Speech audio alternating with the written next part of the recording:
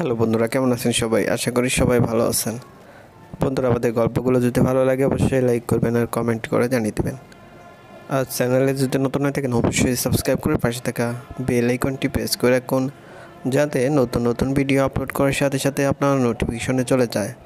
আজকের গল্প এক কাপ চা, লেখা সাদিয়া খান সুবাসিনী, পর্ব 14।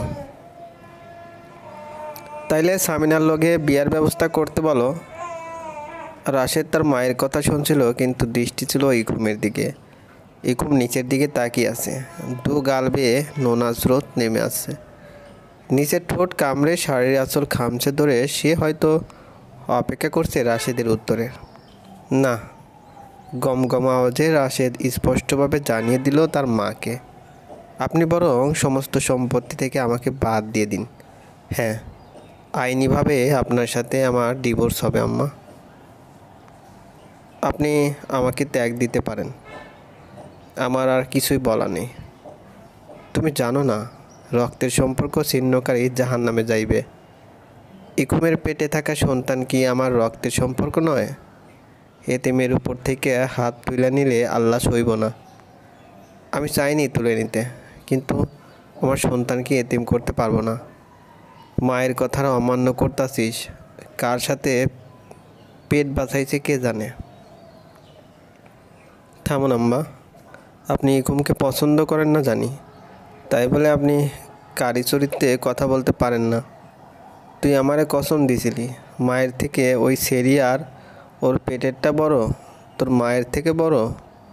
আপনি মা, আপনার জায়গা কেউ নিতে পারবে না, কিন্তু ও আমার স্ত্রী, আমার অনাগত সন্তান, তাদের প্রতি আর অন্যায় করা সম্ভব না।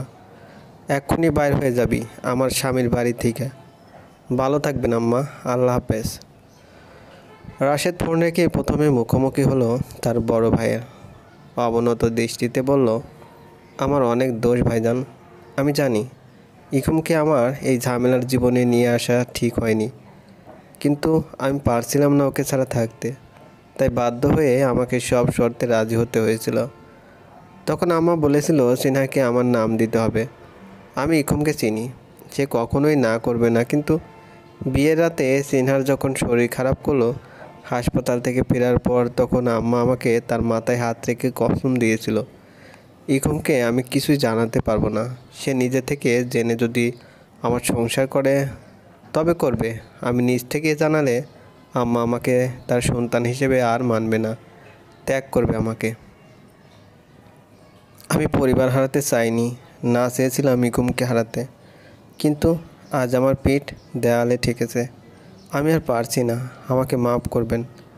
আমার এতটুকু যোগ্যতা রয়েছে যে আমি আমার স্ত্রীর ভরণ পোষণের দায়িত্ব পালন করতে পারবো। আমাদের এবার যেতে হবে। ইকুমের পাশে বসে রাশেদ শুধু বলল, দ্বিতীয় সুযোগ বলতে কিছু হয় না, মাপ চাইলেও মাপ দেওয়া যায় না, কিন্তু তবুও বলছি, তুমি কি যাবে আমার সাথে? তুমি না গেলেও আমি চলেই যাব, থাকা সম্ভব নয় এখানে, কিন্তু তুমিও প্লিজ এখানে থেকো না, তোমার বাবার বাড়ি চলে যাও। আটকে রাখার মতন অধিকারের কোনো কাজ আমি করিনি, কিন্তু এখানে আমাদের সন্তানের কোনো নিরাপত্তা নেই। তুমি নিশ্চয়ই চাইবে না বাচ্চাটা সুন্দর পৃথিবী না দেখেই চলে যাক।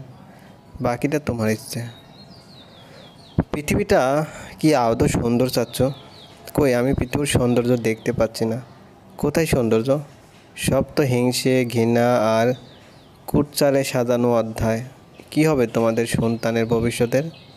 আর সিনহা, তোমরা যার জন্য এত কানামাছি খেলছো, সে কি দেখতে পাচ্ছে নিত্যদিন? চেনার অসুখের কথা রাঙ্গামা কিংবা আমাদের কেন বলেনি?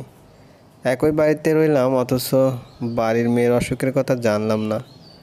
সাগরিকার কথার জবাব দিল সামিনা। খ্যাক খ্যাক গলায় বলল, সব কথাতেই তোমাদের এত থাকতে হবে কেন?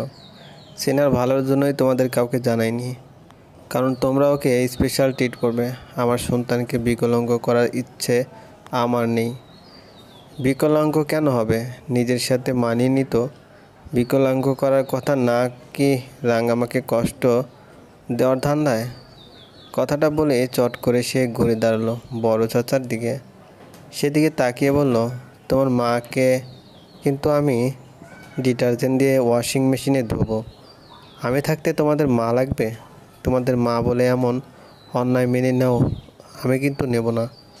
রাঙা মা না থাকলে আমিও এক কাপড়ে বের হয়ে যাব। তারপর তোমার মাকে এনে বসিয়ে রেখো আসন পেতে। তাজদিদ বাবার পিছন থেকে একটু হেলান দিয়ে সাগরিকাকে এক পলক দেখল। পরনে এখনও গতকালের শাড়ি, চুলগুলো এলোমেলো। চায়ের কাপ রেখে তাজদিদ দাঁড়িয়ে বলল, ব্যবসাটা আমরা সবাই মিলে দাঁড় করিয়েছি। বাড়ির প্রতিটি ইট আমাদের সবার পরিশ্রমের টাকা দিয়ে করা, তাই বাড়িটা আমাদের সবার। এখানে তুমি থাকবে তোমার অধিকারে। দাদুর সাথে আমি কথা বলে নেব, চিন্তা করো না। গোসল সেরে বেরিয়ে সাগরিকা বিছানায় একটা কালো রঙের প্যাকেট দেখতে পেল। আজ তাদের বিয়েতে যাওয়ার কথা, কিন্তু কি পরবে এটা নিয়ে চিন্তায় ছিল। আজ ড্রেস কোড দেওয়া হয়েছে সাদার মধ্যে, কিন্তু তার কোনো সাদা রঙের পোশাক নেই, কারণ তার মা সাদা পোশাক তাকে কিনে দেয় না, দাগ লাগিয়ে নষ্ট করে ফেলে। দেখা যাবে খেতে বসে দাগ লাগবে, না হলেও লিপস্টিক। তাই সে ভেবেছে কালো জামাটা পরবে, সাথে সাদা ওড়না। ওই জাত রক্ষা হলেই হলো। কিন্তু মৌসুমীর যা স্বভাব, কিছু না বললেই হলো। আনমনে প্যাকেট হাতে নিতে বেরিয়ে এলো সাদা গোলাপি রঙের একটা শাড়ি।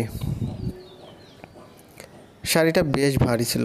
সাদার মাঝে গোলাপি রঙের ধুতি, নাকি গোলাপির মাঝে সাদার ধুতি বুঝে উঠছিল না সে।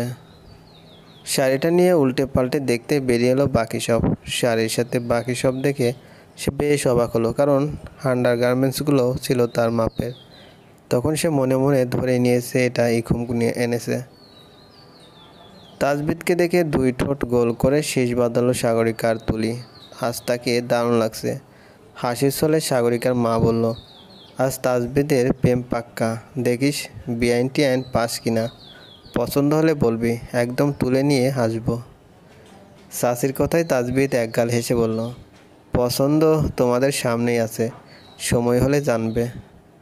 তাজবিদকে দেখে শেষ বাজালেও তাজবিদকে দেখে হৃদস্পন্দন থেমে গেল সাগরিকার। চুল ঠিক করতে করতে নেমে আসছিল সে। তার দিকে তাকিয়ে থাকা কতটা ভয়ঙ্কর সব জেনেও বেহায়া চোখ তাকে দেখে যাচ্ছে। তাজদিদের গলার দিকে তাকিয়ে ফাঁকা ঢোক গেল সে। ঠোঁট কামড়ে পেটে মুচড়াতে থাকা অনুভূতিগুলোকে ধমকে দিয়ে চুপচাপ এগিয়ে গেল গাড়ির দিকে। কিন্তু কি আর করা হবে, তাকে তো যেতে হবে তাজদিদের সাথেই। বিয়েবাড়ির হইচই দেখে মন খারাপ হয়ে গেল সাগরিকার। তাজবিদ সমেত বাকি ছেলেরা মেয়ে পক্ষের সাথে ছুটিয়ে তামাশা করছে, কিন্তু তাদের বলা হয়েছে কোথাও যেন না যায়। তুলি সাগরিকার কানে কানে বলল, ওয়াশরুমে যাবো আপু, মামিকে বলো। সাগরিকা তার মাকে বললে ভদ্রমহিলা তাদের দুজনকে নিয়ে গেল কনের ঘরের পাশের ওয়াশরুমে। ওদের রেখে সে আবার ফিরে এলো সবার কাছে। কিছুক্ষণ পর যখন তারা ফিরেছে, ততক্ষণে হট্টগোল বেঁধেছে। মৌসুমীর বাবা তখন রেগে আগুন, কারণ বিয়ের কোণে পালিয়েছে এবং মৌসুমীর কথা মতো পালাতে সাহায্য করেছে সাগরিকা। রেগে মেগে মৌসুমীর বাবা তখন বড়া মজেসিয়ে তাজদিদের বাবাকে শাসিয়ে বলল, যেহেতু আপনার ভাইয়ের মেয়ে বউ পালাতে সাহায্য করেছে, তাই ভরপাই আপনার ভাইয়ের মেয়েই করবে। সাগরিকার সাথে এখন মুনিরের বিয়ে হবে। হবে মানে হবেই। চলবে। গল্পটি ভালো লাগলে অবশ্যই লাইক করবেন আর কমেন্ট করে জানিয়ে দেবেন। আর চ্যানেলে যদি নতুন হয়ে থাকেন অবশ্যই সাবস্ক্রাইব করে পাশে থাকা বেল আইকনটি প্রেস করে রাখুন, যাতে নতুন নতুন ভিডিও আপলোড করার সাথে সাথে আপনার নোটিফিকেশনও চলে যায়। ধন্যবাদ, ভালো থাকবেন।